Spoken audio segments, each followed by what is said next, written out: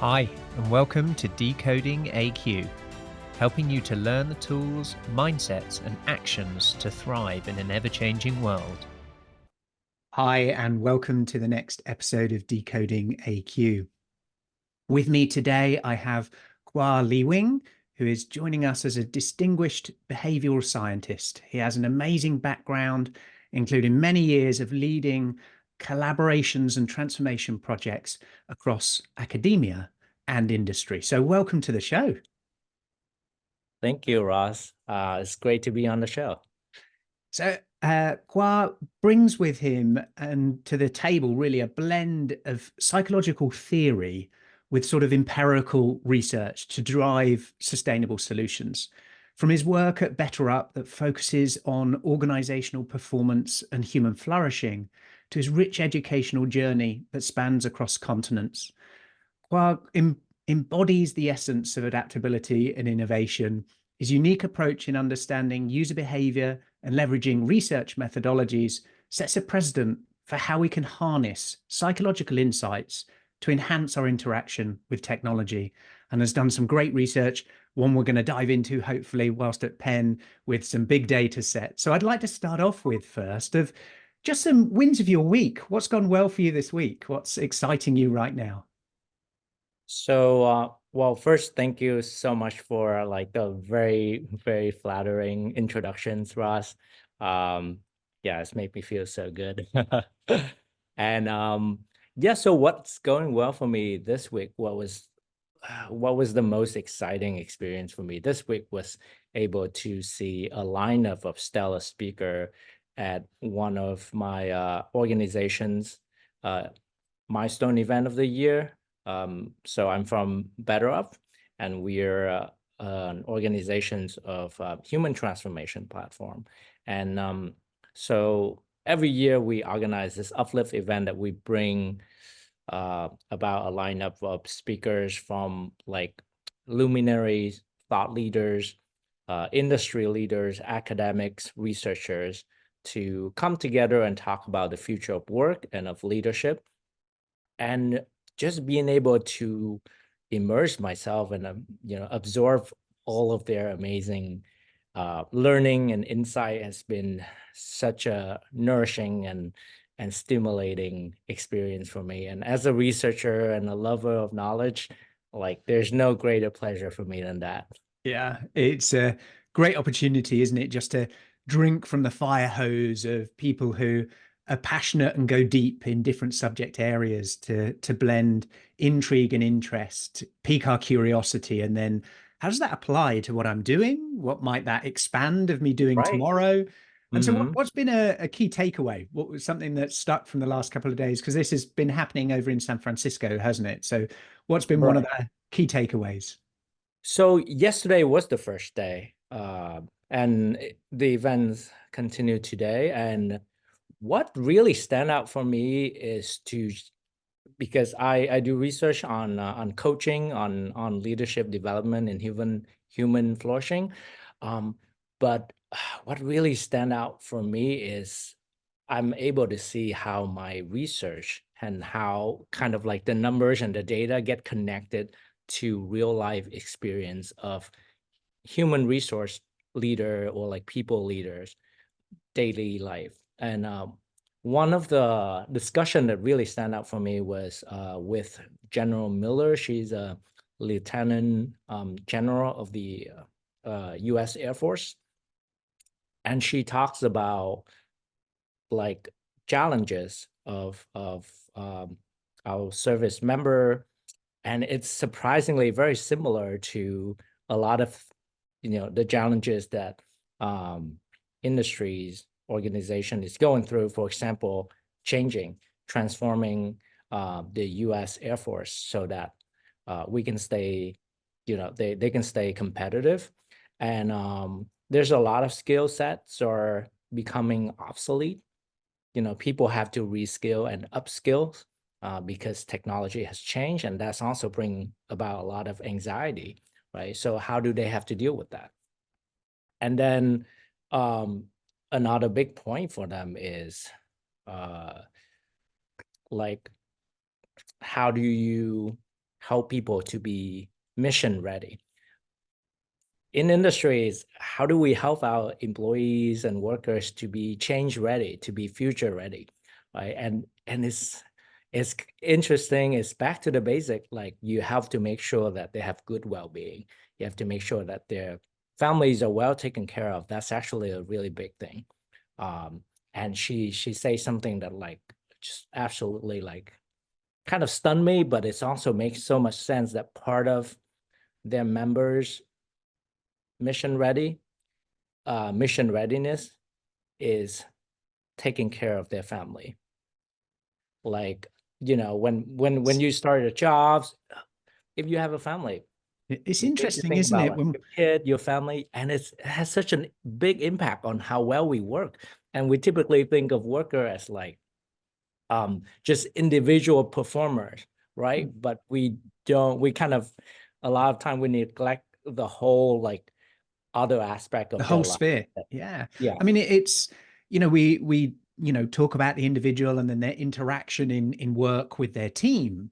But Mhm. what about their wider sphere and their wider connection and how that impacts their performance, and be it mission ready or change ready for something that is predictable is different to something that's unpredictable. And I think we're going into this future where there's a lot more unpredictable types of events, types of technological changes. And we'll get into that in a minute, but I'd like to just start off with, where did your love of research start? What sparked that curiosity in your journey in your education to go deep into research and then being assistant, doing lots of different things in there? What was that? Oh, that's actually it probably sparked by a book that I read. And you probably have heard of this book, Predictably Irrational, by Dan Areola. Dan Areola, yeah. And I read that book in high school, and it just sparked my love for like understanding human psychology and behavior. And it's fascinating. So for those who are unfamiliar with that book, it's about how we don't always make the most rational decisions according to classical economic theories, right? We actually behave irrational sometimes, but we behave irrationally in a predictable way. And but it's actually not that irrational if like the deeper you dig into it. And that just is so fascinating, and just kickstart my journey on into psychology. And then I grew more interested in, sort of positive psychology, the psychology of human flourishing. After college, I started working in the lab at the Positive Psychology Center with Marty Seligman. And I get to learn more about positive psychology coaching, and then continued my path to study positive emotions, human flourishing. And I would consider myself very lucky that I'm able to find like an organizations that like whose missions really align with my interests. And there's nothing like it feels really good to be able to do my research and then also find that it's immediately benefit and make an impact on the world. Yeah. At my I think current that work. connection's so important, isn't it? From academic study into observing the outcome and impact on people and society.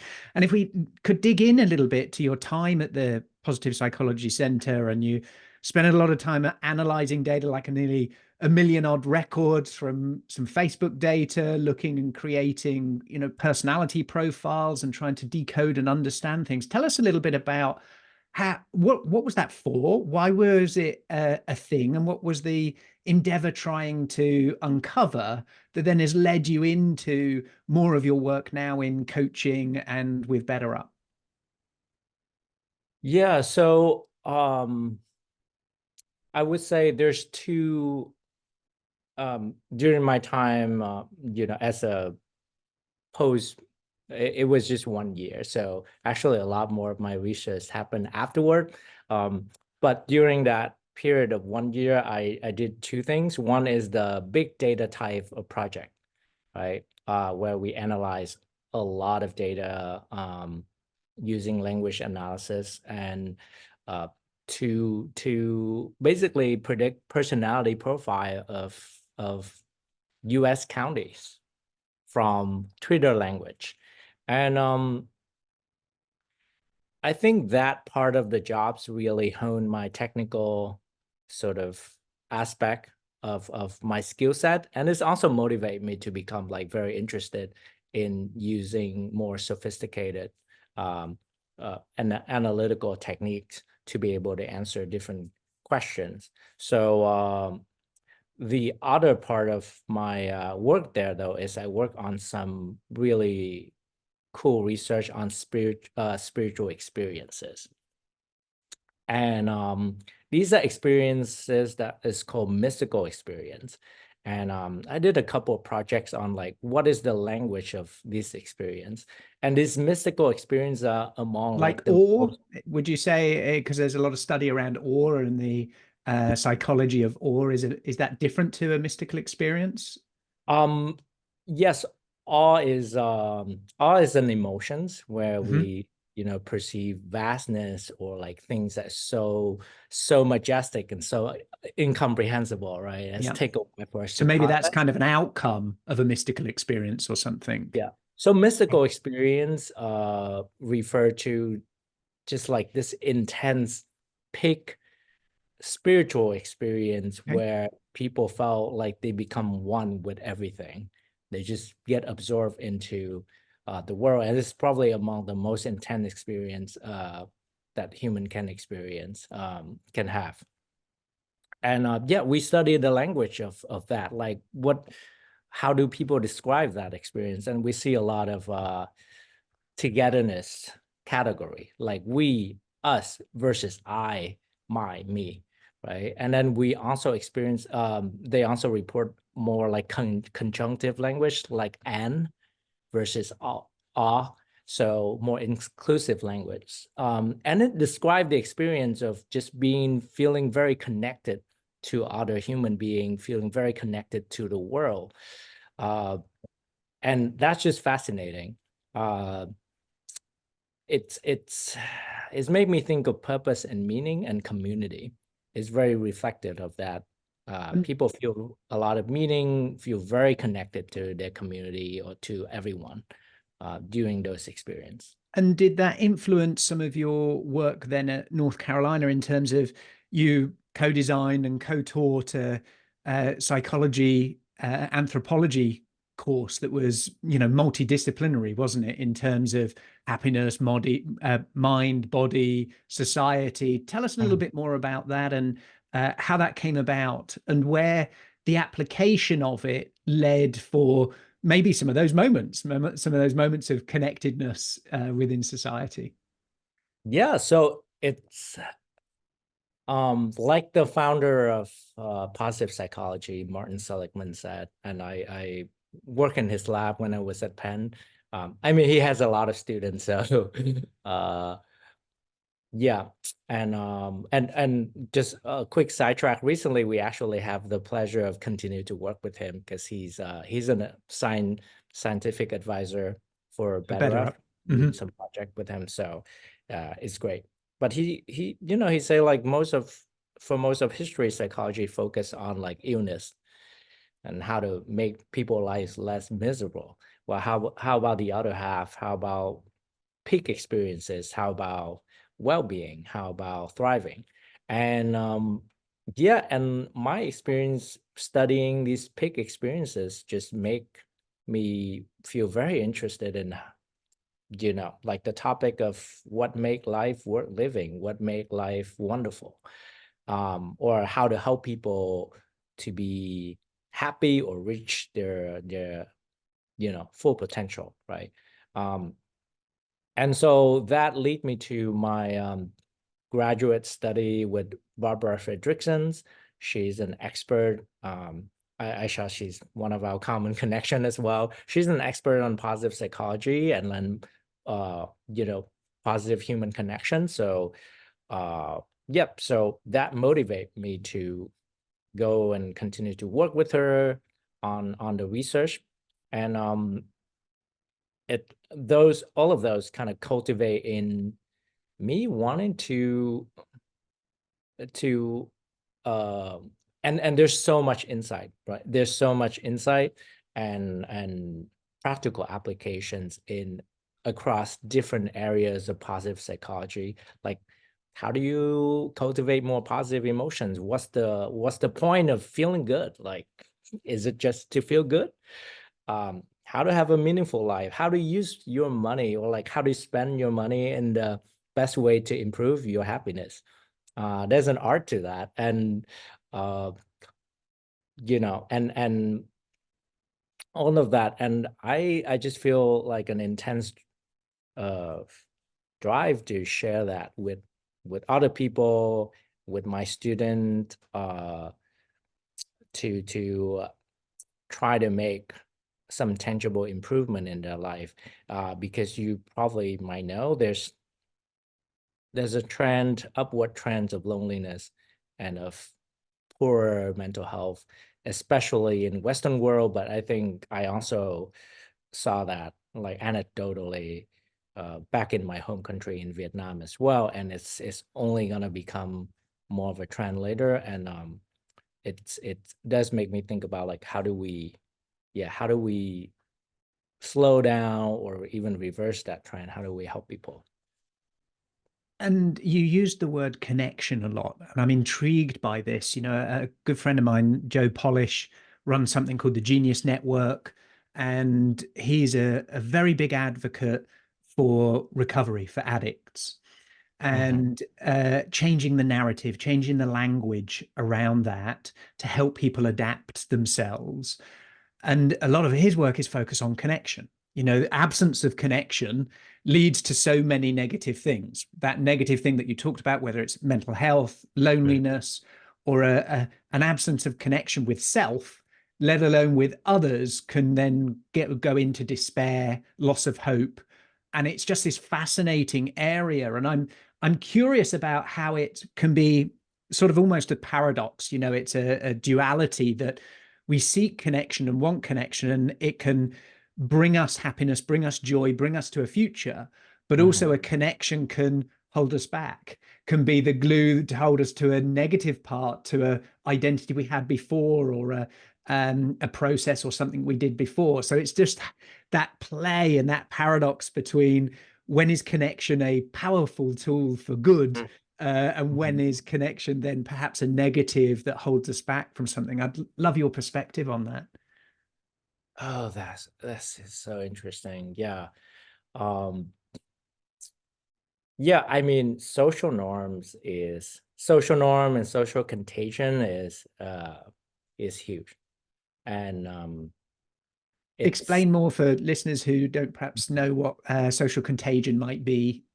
Give us that concept outline.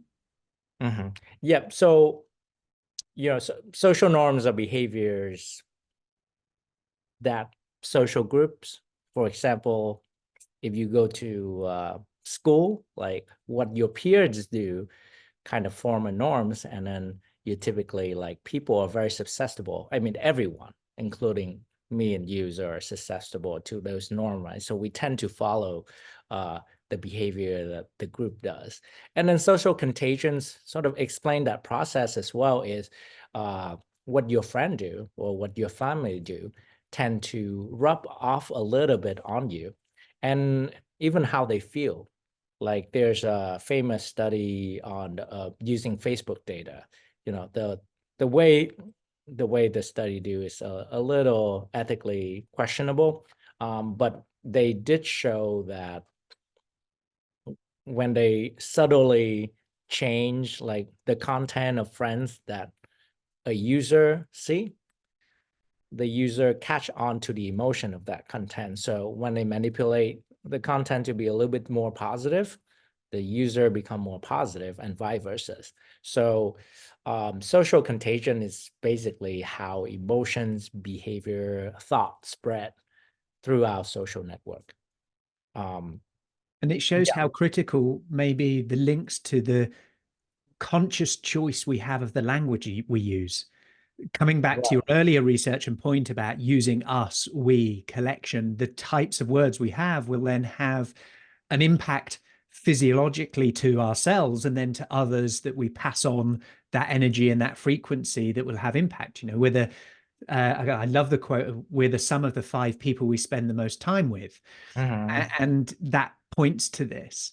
So Yeah. the consciousness of, okay, now let's bring it into something, tangible and real for our listeners, who are, a lot of them are coaches, consultants, trying to help other people, teams and companies navigate change, right? How do they get, to your point, flourishing? How do they get performance? How do we shift between these sort of dualities of change that chooses us or change that we choose?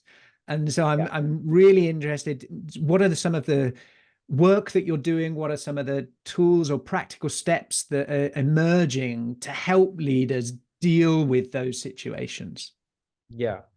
I so I have like a little bit of thought to add to the your questions about social network and picking, if it's okay to like come back to it. Perfect. Yeah, do Right. it. Okay. Yeah. Yeah, I apologize. I'm very bad at like interrupting. But I also want to You answer had a this. thought on it. Go for it. Share it. Yeah. Yeah, so like you say, the 5 people surrounding us sort of like make us who we are. And I think there's a big truth in that. There's actually a study on like a huge study that study like an entire, about, if I remember correctly, like dozens of thousands of people, like 60 or 70,000 of people in the city, and their network. And it showed contagion, social contagion of all kind, like of happiness, of poor mental health, of heart disease. So if you have friends or family that have heart disease, you are at a higher risk of having heart disease. If you have friends and families who are happy, you have a higher chance of being happy. So I think, yeah, consciously managing our social network, like you said, is Choose wisely. yeah, Yeah. choose wisely. And And be there's conscious also of the our other own, aspect of, conscious of our own input. What are right, we inputting into that mix? If exactly, the yeah. people we spend time with by Mhm, proxy are people we care about and we love, mhm, wouldn't you want to put the ingredients into that little pod absolutely. to Mhm, be healthy ingredients? mhm, Yes, we need space to be able to show up and be angry, be our true selves, be, lean into when we're uncertain, when we're depressed. Yes, mhm, we need some of those things, but at the same time, the conscious effort to be able to lift and rise others. mhm. Yes, absolutely. I love that. So it's not just about like what, I love your perspective, because it's, you explore the other side of the equation of like, oh, I need to select 5 people that benefit me the most. But how about you? You gotta be the positive force for You got that to too. show up. What can you Yeah. give, right? And in the roller coaster of life, yeah, there's going to be some days where I show up probably not as my best self, as a shadow Uh-huh. version of me, and that helps me reflect, helps others serve when I need help, and vice Uh-huh. versa. So it's not a wash of all falseness, but Uh-huh. it's a conscious choice and bent to seek the good, to seek the positive, to communicate in that way. And Uh-huh. because, like you said, I wouldn't want to be constantly talking about heart disease and have people around me of that, because I'm likely to then, result in it. I want to have the frequency, have the energy that creates and manifests flourishing. So tell us more about flourishing, what that really means, of, contribution, of learning, and what flourishing is, and then perhaps some of the ways in which BetterUp or yourself or the research and work is helping make that happen. Uh-huh. Yeah. Let me think about it real quick, because I've just like, there's a vast body of knowledge um that I'm selecting like what's the best framework to talk about. So at BetterUp, um I think we really believe in the mission of helping people to like bring their whole person to work, and like help people thrive, like in terms of whole person and not just in terms of like how can they do better at work, right? Because like we discussed, like work life and life is actually really interconnected, and you cannot perform well if you like don't do well in terms of like your well-being of thriving. So Yeah. Is well-being and performance the byproduct, or is it the goal? And it comes back to some of that root thought, doesn't it? right, yeah. And I mean, absolutely, well-being is the foundation of performance. I can say that with a lot of confidence. There's actually a recent study in 2023 of over 2,000 companies, and that like definitively show that well-being is correlated with firm valuations and with performance. So people have been asking, I mean, as a positive psychology researchers, like I've known for a long time that well-being improve personal performance. But I think a lot of business leader was still questioning, was like, well, does investing in well-being actually improve profit and the bottom line? And I'm really happy that this new study comes out and definitively say that, like, yes, it does, and it's a good investment. To come to your point earlier on in the conversation, when we look at well-being, to your knowledge, has there been any studies beyond the well-being in the individual, i.e., if a company invests in the well-being of the spouse, of the family, of the unit, would that be a multiplier effect, as opposed to, oh, we have that little one node of the person we employ, oh, their well-being, yes, and nutrition, they're getting their sleep, they're getting, support around mental health. But what about if they gave it to family members and others? Would that be an interesting study or viewpoint? I wonder if you know of anything or have any gut instinct about what might be within there. So I do not know of a study on that. There might well be, but what I do remember is places like organizations that are I think in a study on like 270 S&P companies, organizations that are rated as like the best place to work, among the best place to work, they do better financially, right? They perform better financially. It was recently released, wasn't it? Good place to work linked to financial performance, a significant multiplier. Yeah. And I have to assume that these best place to work, that typically does provide a lot of good benefit for the individual and for families. So I'm gonna venture out and say yes, it's probably does matter a lot, just from more like anecdotal experience, just hearing from like the US Airforce. One of a very big factors for retention of their personnel is how well their family is taken care of. Looked after. If not, like it's a very stressful job. It's intense environment, and if their families are not well taken care of, it's a big factor for people leaving the military. Affects their behavior, affects their thinking, their cognitive ability for problem solving, for innovation, communication, all these sorts of things. It's a melting pot, isn't it? And who we spend time with changes over our life, right? When we're young, who we're spending time with, when we're at working age, when we retire. And it's so important when we're at work, our team and our team around us. I know there's countless evidence of, people leave jobs because of their, team and line managers and, people. And their family has to move. And that's one of the major, that's one of the major reason as well.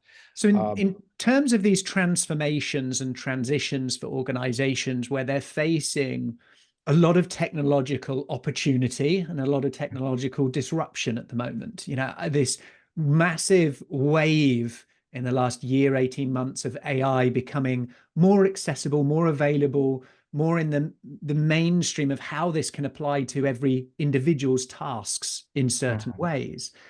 And the transitions to then, oh, well, if we can up productivity or we can outsource, not necessarily to different geographies or different regions, but we can outsource to AI augmented humans, or at the other end, fully software outsource of tasks.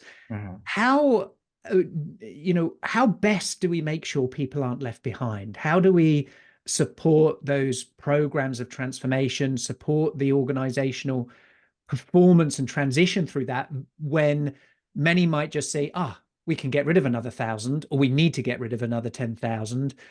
What's your view on how we best approach that? Yeah, actually, there's some really, I'm glad you asked that question. There's some really great research coming out of BetterUp. And it's public now, so I can talk about it. And it's done by, you know, my just really great, talented colleague, great researchers. And what they find was that there's mindset, you know, for employees, mindset when it comes to AI is really important. And through their research, they determined like there's two types of mindset. All right, there's a pilot. So people who feel both optimistic about using AI and feel like they have high agency, capable of using AI to improve their productivities and their life. And then, so that's the first group of people who embody the pilot mindset. And then there's the other group that embody the passenger mindset, which is like, oh, I'm just along for the ride. And then whoever, you know, wherever the pilot take me, I'll go.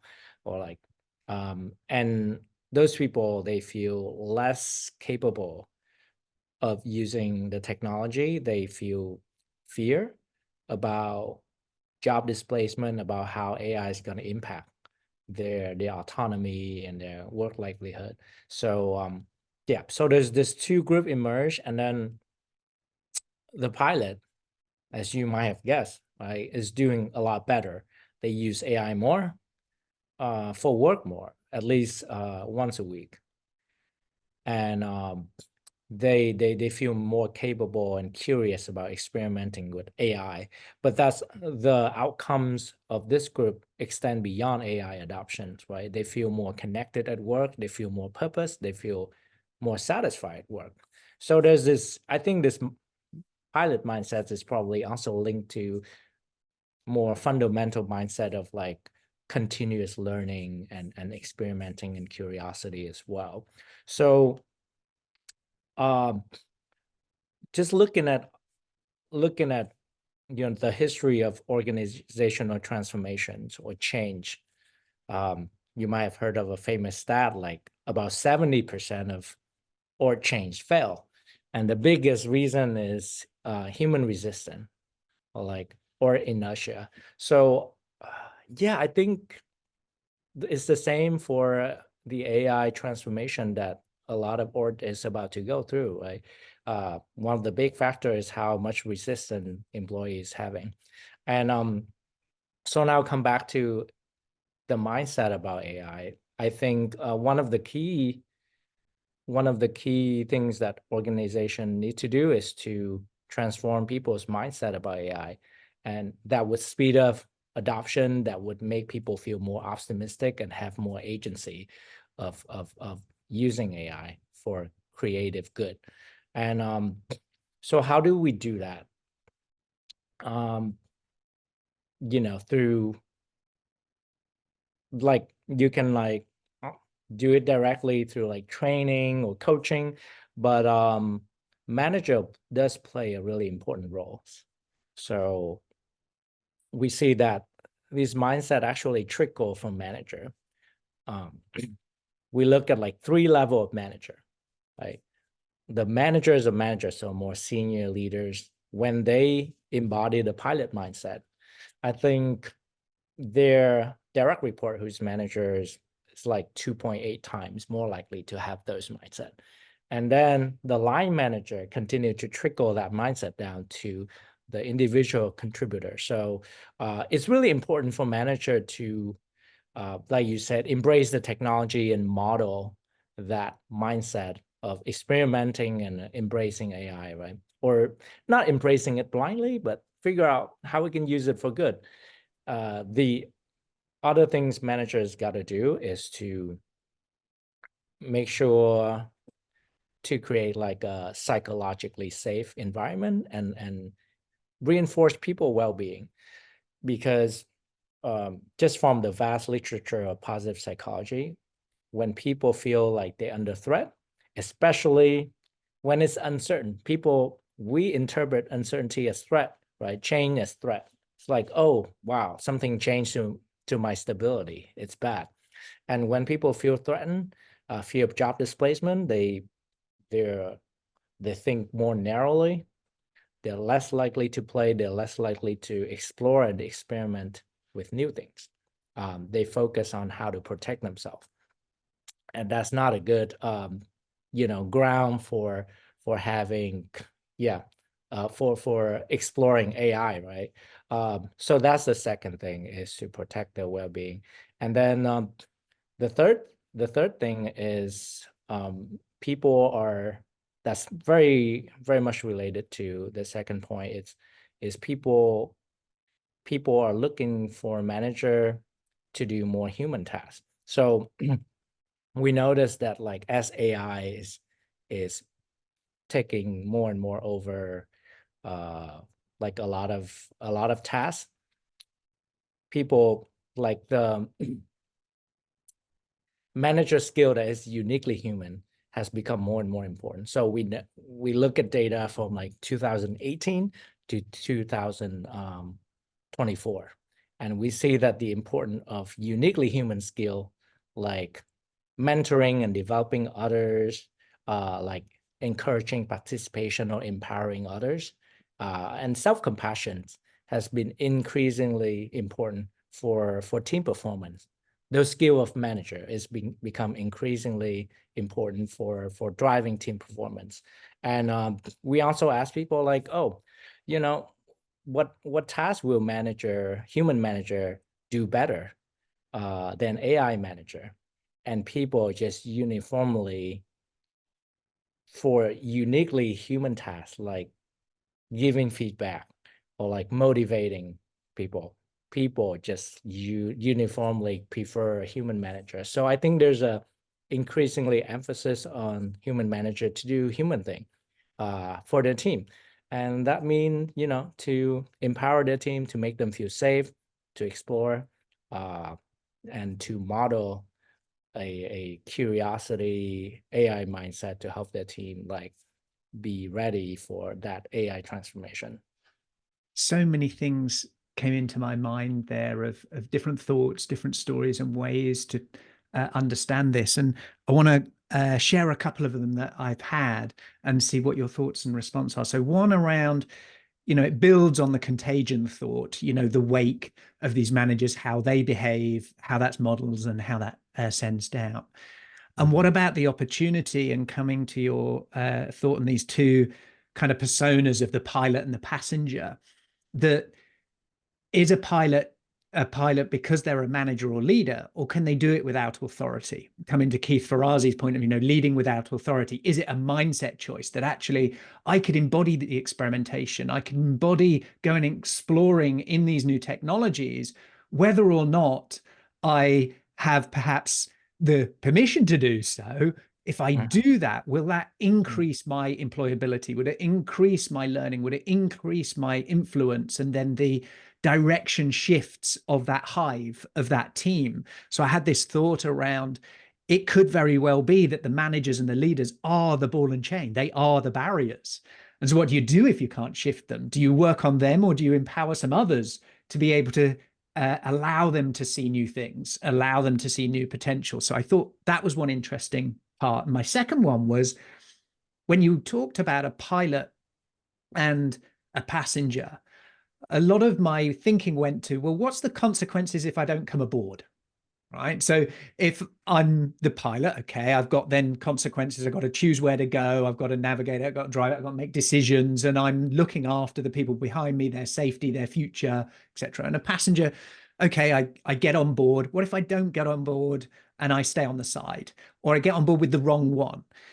And what it made me think of is, in historical terms, if I got on, say, a tandem bicycle, and somebody was at the front and they steered, they did the direction, and I'm on the back.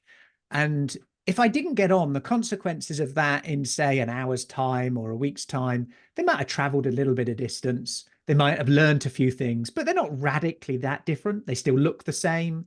They've not transformed their leg muscles massively. They're pretty much the same. And I might be able to get another bike the next day and catch up with them. Or I could actually get something else. Maybe I could get the car and I could catch up with them, even though they've been cycling for a week. What it made me think of now is, hey, if I don't get on board, and maybe it's the influence and little seed of the Air Force, but something traveling at incredible speed, that the consequence if I don't come on, I'm like, wow, where am I now? Everybody else is in an entirely different, dimension, in an entirely different way. They've learned and seen things that I will never see or learn if I didn't get on. And therefore, I'm even more fearful about getting on, and I'm paralyzed. And that absolute importance to create an environment of playfulness when we're at risk of death. It reminds me of my last chapter in my book, talking about the Monkey King, in Kung Fu, to be able to laugh at the point of death. And bring it on.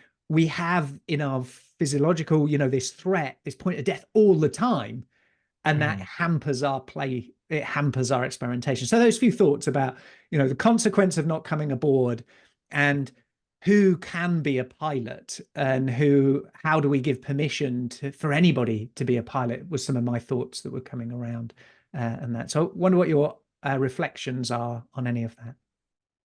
Oh yeah, wow. I'm so excited when you mention those things. It's like, wow, some really, really great point. So first, who has the mission to be pilot?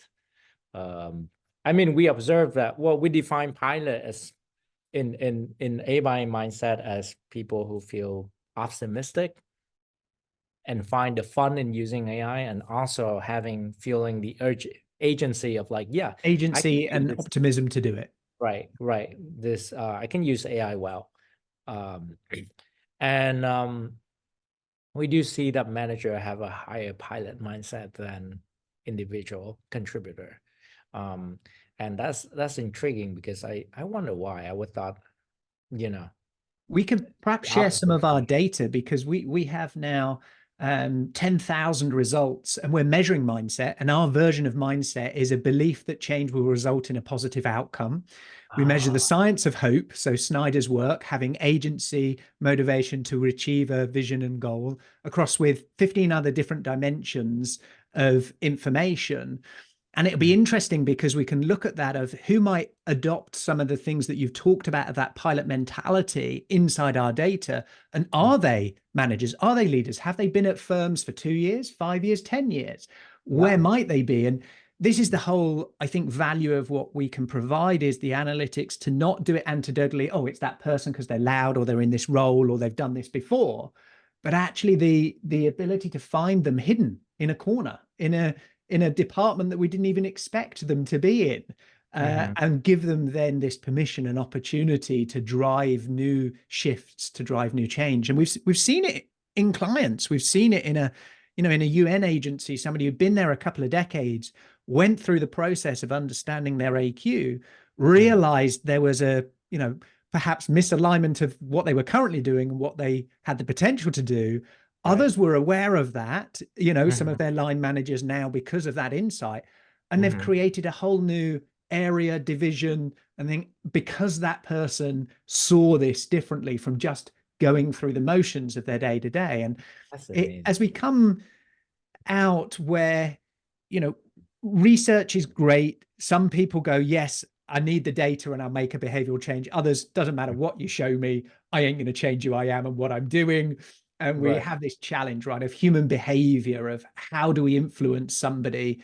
And in your work, does everybody get triggered differently? Are there different ways that we can connect in? And when we understand that, we can get them from friction to flow, of that transformation from being a resistor, as you mentioned, change. Yeah. It's resistance and inertia, to Right. actually giving the momentum. So as we come to close, I've got a response on there, and then there's a question I ask every guest at the end, which I want to make sure I do before I run out of time.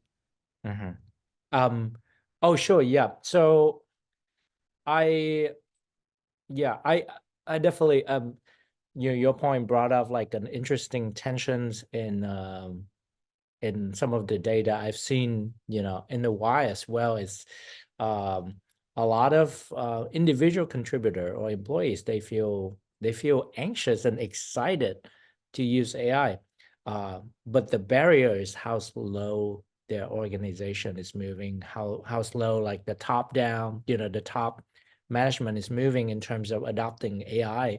And I have to assume it's probably have to do with informational security, with ethical use of AI. So there's that tension as well. As people's like, we wanna move fast, and then the leader is like, no, slow down. Governance, risk. It's always that tension point between innovation, isn't it? Yeah. So I really like your point about empowering people to lead innovations, and maybe like trying to incorporate, like from an organization perspective, like incorporate more wisdom and creativity from like bottom up as well to drive that change. I will also really love your second point that you were talking about right before this that I forgot. So the first point is who has the permission to be pilot, and then The other one was the second, consequence if we don't do something, of how far it now shifts, because it's Yeah. not just a slow change, it's now exponential change. Right. And so we risk death, we risk collapse of a role, of a company, of a team, of an industry, of a product, of a service, whatever it might be. Yeah, and you're probably aware that like the average longevity of a S&P 500 is, now I think it's about 14 years, compared to 100 years ago, it's about 90 years. So for org, it's absolutely vital. For individuals, I just from anecdotally, but just consuming media and thinking about it, change is happening so fast that like there's huge amount of job displacement, there's a lot of job creation, but because technology moving so fast, I start to wonder, like, are we changing fast enough as individual to capitalize on this? Because AI job is not gonna come like just automatically, like, oh, here's some new job. Like people have to create it themselves or have to upskill themselves. So I do think the speed that people can learn and grow and change, like, is absolutely vital, for the individual right now. That's a perfect segue into my last question, which is around curiosity and learning. And the question I've been asking every guest at the end, and maybe it'll make it into some sort of book or something, it's around curiosity. And it is, when was the last time you did something for the first time, and what was it? I hope you cut out this waiting because my mind just went blank. It's perfect. It's absolutely fine. And it comes to a point while you're thinking, I'm just going to share a little story.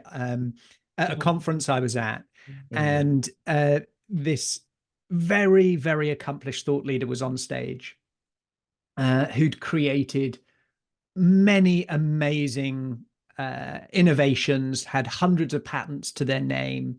And the chap who was interviewing her asked a question, and you've got hundreds of people in the audience, and she said, I'd just like to think about that for a moment. And it went for a good minute, 2 minutes of thinking, And she felt comfortable to be able to do that because I wanted to give a decent response, not just something that comes out. And often as human beings, when we're asked something, we think, I've got to respond quickly. I've got to answer to that, versus I'd like to think about it. I'd like to come back to that. And, it puts us in that uncomfort. And when we're in uncomfort, our brain stops thinking, right? You said it before. We get tense, we clam up, and we can't cognitively process to go, what was it? What was it? I don't know. And so I purposely don't prime people this question beforehand, just to see how we respond, which is very human. When was the last time? Okay, so there's now I have two answers. Is that too greedy? Absolutely fine. Yeah, go for it. So I started learning Chinese recently, and Mandarin, because my partner is she's Chinese American, and her mom communicate mostly in Mandarin. So she's like, well, that's good because now you don't have to talk to her. But I'm like, no, I actually, you know what? That'll be interesting to be able to talk to her, to like hear her life story. And like, yeah. So I started learning Mandarin using Duolingo, but I hope I'm gonna take I probably will take like a serious language class soon. So that's like the fun thing. And the other thing that I did for the first time is to dress up as a mime and go to a clown theme party where everybody just dress up as clowns. And I feel like it's relevant. I want to share about it because it's kind of aligned with our theme about like, play, having fun, being happy, and explore, and like kind of open yourself up to like possibility. Right. And it was a really fun experience, just everybody clowning around and just I love it. embodying that spirit. I like it. Really, really valuable. We're going to do a close there on the episode and say thank you. But I wonder if you've got an extra 5 minutes, because there's a couple of things I wanted to cover. And maybe that can be a bonus if people want to listen on. But I just want to say on the timing, thank you for joining us. And another thing you've done for the first time, this is your first podcast. Oh, right? yeah. Oh, Yeah. I totally forgot. There See, you my go. mind is blank. That Yeah. too. So first podcast, you've got that under your belt. Absolutely Mhm. awesome. Well done. It's been a pleasure to host you. Thank you, Ross. It's been a pleasure. So my little bonus bit, are you okay for a couple of minutes? There's just something that I want to share super quick with you. So I yesterday just started watching a new series on Netflix called Unlocked: Jail Experiment. And jail. Oh, So jail. penitentiary. And it's Netflix have gone in to produce this documentary inside this penitentiary in, I think it's Arkansas or somewhere like that. And there's 48 people inside this particular unit. And what has been current is 23-1, 23 hours locked up in their cell, 1 hour out, right? So these are convicts that are pretty bad individuals, capital murder, rape. There's some, tough people in there.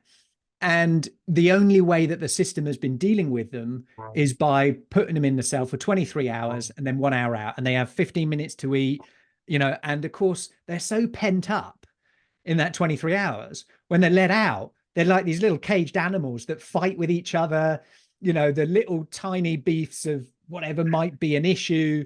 And it is just not working. It's not functioning. And the experiment is the sheriff has decided to do and got approval to do a 6-week experiment where they open the doors and take the deputies out and just observe them by cameras. And can they function as a community? Right. And so what happens? Is it the strong leaders? Is it the elders? Is it the younger? How do they function when meals come? There's this obligation and right that everyone has to have 3 meals a day. Well, how's that function if the big guy says, well, I want more than you, and it doesn't get distributed? How do you deal with that? It's just fascinating. I'm about halfway through. It's an 8-part episode, but it is what it made me think of was just the essence of human behavior. in a little pod of society. And one of the parts where you mentioned about connection and family, the family members can put like an account for them that they can buy then commissary things, noodle soups or sweeties or bars, or call home. So there's 4 phones in this unit, and they can call. And of course, some people don't have the connection and they haven't got the money, so they can't make the phone calls. And part of the experiment, as they've been, if they can, do well enough, he then releases these extra privileges. And one of the privileges is free phone calls. So suddenly now they can connect with family members. And it's a double-edged sword, because great if you get good news, you're able to speak to your son or daughter or whatever. Whereas what if you get bad news? What if it really upsets you? How does that then come back into the little pod and the unit when somebody's had a really bad phone call that now they're all angry and want to pick a fight with somebody else? So it's just a fascinating sort of snapshot into human behavior and what happens at these edges and fringes of society. Yeah, so it's called Unlocked, a jail experiment. And I kept getting little visuals of it as you were talking about things, of seeing those people in it. Yeah. Oh, that's amazing. I need to check this out. But yeah, it's like it's so fascinating. And it's, you say it's happened in the pocket of society, but I have this remind me of a thought that, like, actually what you observe in there, you probably can observe in a lot of other places, in the boardroom even, right? In the most like proper professional setting, like you can probably see a similar dynamic. Yeah, so that's, and I mean, there's so many complex process going on. It's not just like, oh, human connection is good. I think it's generally good, but also there's all this subtlety, like negative influences, emotional contagion, all of that. Fostered So acceptability. It's the, climbing the pole when an alarm, is rung, and then people, as it goes through the various ones who never even had the instructions, just know that, oh, well, that's what we should do when this sound happens, or various things. So there's lots of these studies, where, they make hooch. So this, alcohol drink in their cells. So they take, the crusts off the bread, and then take, bits of fruit and then sugary drinks and ferment it to try and create hooch, and all these things that are against the rules and not allowed. But if one person does it, does that make it okay that now I can do it, or I should do it? And so all of these just interesting dynamics. I totally agree that these same sorts of fundamental psychological choices that we make can be mirrored in different environments: sports team, boardrooms, remote teams. And I think that's one of the hardest challenges at the moment, is where we're dealing with hybrid and we're dealing with remote and the connection, where so many of those just little triggers and cues and things that we're used to by being in the same physical vicinity as people is now very challenging to get the read, to get the energy, to get the dynamic of positive or not positive. Oh yeah, that's a whole other discussion. Another subject, isn't it? Maybe we need a part 2. We need a part 2. I would love talking about this, about like human connections, like face to face or versus virtual. It's about like return to work, return to office. Like, what problem does it cause, or does it do any good? Does it do good? Social connections. Yeah, and like, how does remote work benefit people and hurt people? Yeah. And what role can technology play in helping that? There's a couple of companies I've been watching for a while now. One's called Hume.ai. I don't know if you've come across that. Oh, I actually just did you try out the demo? Yeah, the demo of that, where they're, audio and visual and the models to try and decode emotion and emotional states from not just the words, but the tonality, the pace, the, all the different types of a sigh, and then the facial expression. So that was interesting.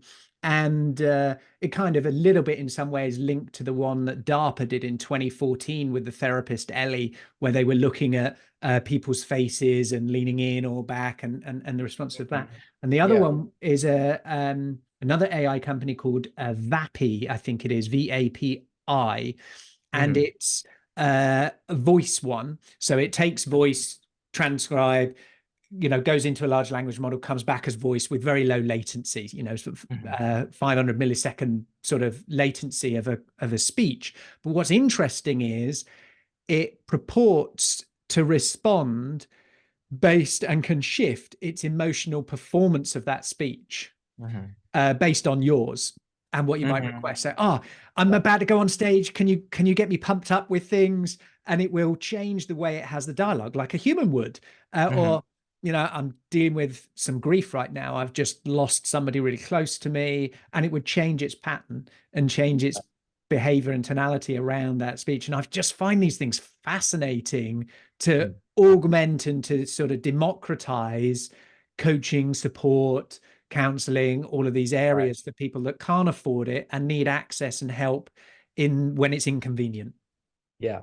And so a question you probably frequently ask is, will human be replaced in this specific domain, right? Coaching and therapy. And actually, I wonder about that question as well. And will it ever be good enough? Like the AI? I think my view is it'll be better at some given point, right? If you follow the trajectory, it's just a case of when. We're still recognizing so many things, patterns, right? We're looking at what information we have, what experience have I had from my mum, my dad, from a podcast interview, and then I'll listen to somebody and I'll respond in some way, right? And you will get nuances of amazing and terrible within that profession, right? It's why we have associations to try and get a level of competency, in health, in doctors, in surgeons, in coaching. And there'll be people who haven't got that, but are still amazing and great, ones that are terrible. Whereas I think the opportunity of the collective hive mind, i.e. if we take team coaching, got 10 of the best coaches together to come on a call to help me out, that's going to be much better. Well, multiply that by orders of magnitude. Within the year, next year, there will be AI, not just narrow within certain areas, more, compute intelligent than a human. I think it'll then be a choice. I think it'll be a choice. What do I choose? And I might choose to have multiple influences in my life.